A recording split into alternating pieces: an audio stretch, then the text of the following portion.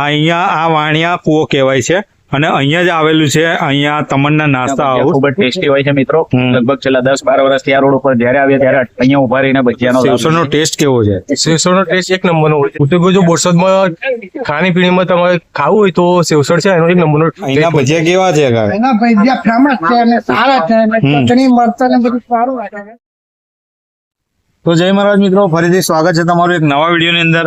મિત્રો, ઘણા બધા મિત્રોની કમેન્ટ હતી કે બોરસદની અંદર આવો અને બોરસદ બાજુ અને સરસ મજાનું ફૂડ એક્સપ્લોર કરો. તો આજે આપણે બોરસદની અંદર આવી ગયા છે. વેરા ચોકડી કહેવાય અને એમાંય પાછો વાણિયા કુવા. વેરા ચોકડીથી આગળ આવીએ એટલે વાણિયા કુવા જે આવે છે ત્યાં ગાડી છે તમન્ના નાસ્તા હાઉસ છે. એ બધી વસ્તુ તમને જોરદાર મળી જવાની છે અને એ પણ મિત્રો ચૂલાની વસ્તુ, જોરદાર ચૂલા પર બનાવેલી. તો દેશી તરીકાથી બનાવેલી વસ્તુ તમને આજે તમને જોરદાર નાસ્તો કરાવવાનો છે. ચાલો મિત્રો, આવી જાઓ માસ્ટર.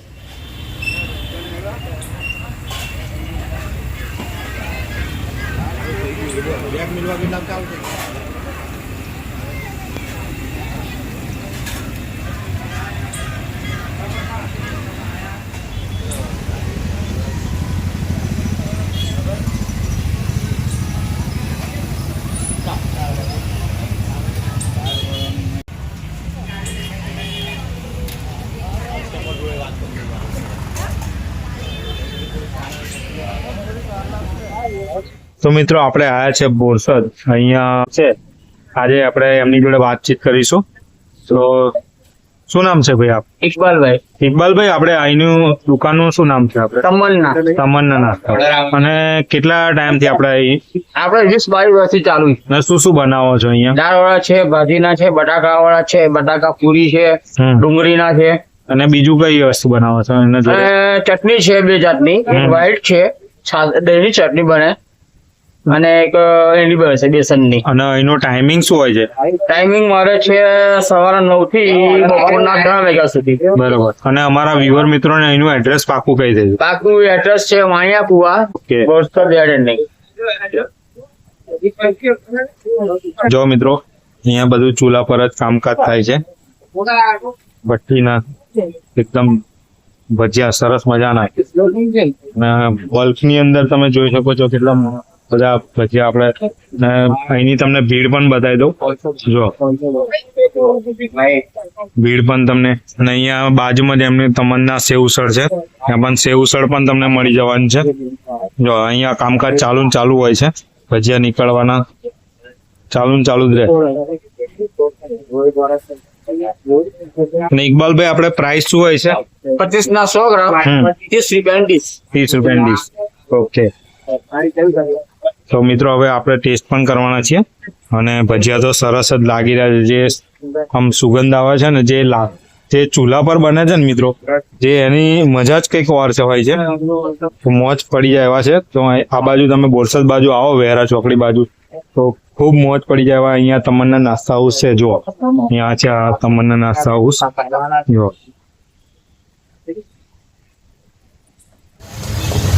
જો મિત્રો, મરચા તળાઈ રહ્યા છે. જોરદાર, ખૂબ મોજ પડી જવાની.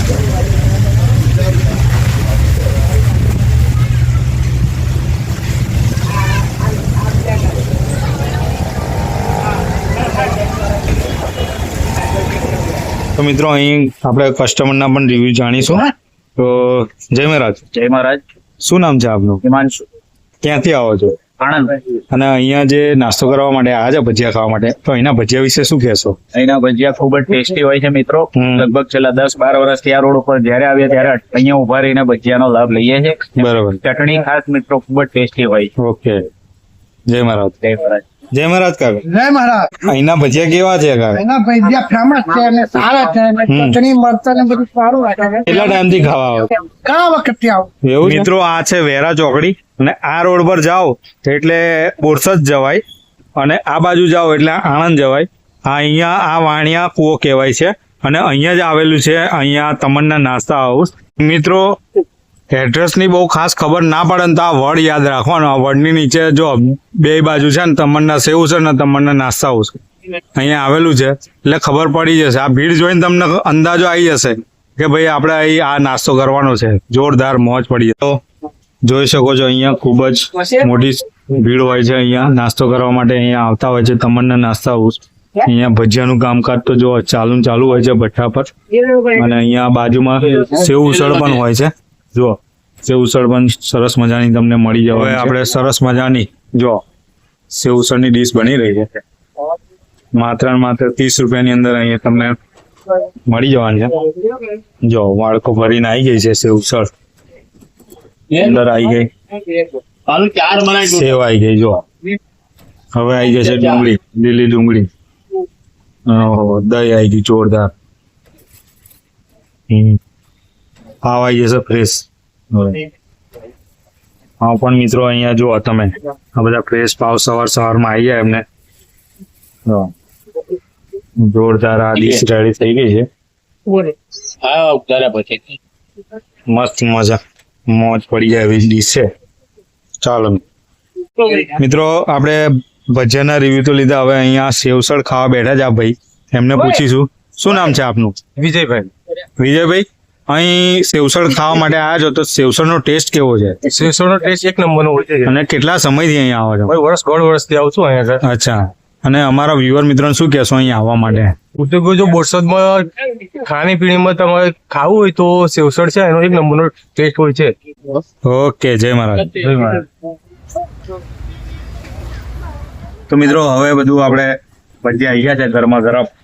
જો મિક્સ ભજીયા આવી ગયા છે, મેથીના દાળવાળા અને બટાકાવાળા, મરચા છે જોડે, અને સેવ ઉસળ પણ આવી ગયા છે. જો મસ્ત મસાલાથી ભરપૂર 2 પાવ છે અને 2 જાતની ચટણી આવે છે. આપણે વઘારેલી છાશ છે અને કઢી. બરોબર, જોરદાર મિત્રો મોજ પડી ગયા એવા છે. અને હવે આપણે ટેસ્ટ કરીશું. જે દાળવાળા એટલા મસ્ત ક્રિસ્પી છે ને, મોજ પડી ગયા.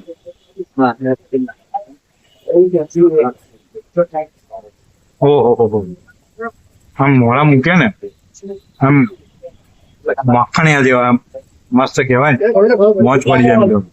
તો તમે મિત્રો વેરા ચોકડી જે વાણિયા કુવા કહેવાય ને, તમન્ના નાસ્તા હાઉસ આવશો ને તો ખૂબ મોજ પડી જશે. બધી વસ્તુ આઈટમ તમને ફ્રેશ ચૂલા પર અહીંયા ગરમા ગરમ બધી જો પાછળ બને છે બધું મસ્ત મળી જવાનું છે મિત્રો. અને માત્ર 30 રૂપિયાની ડીશ લેવાની છે. 30 રૂપિયાના 100 ગ્રામ અને સેવસળ પણ 30 રૂપિયાની મળી જવાની છે. મળી એક નવા વિડીયો સાથે. જય મહારાજ.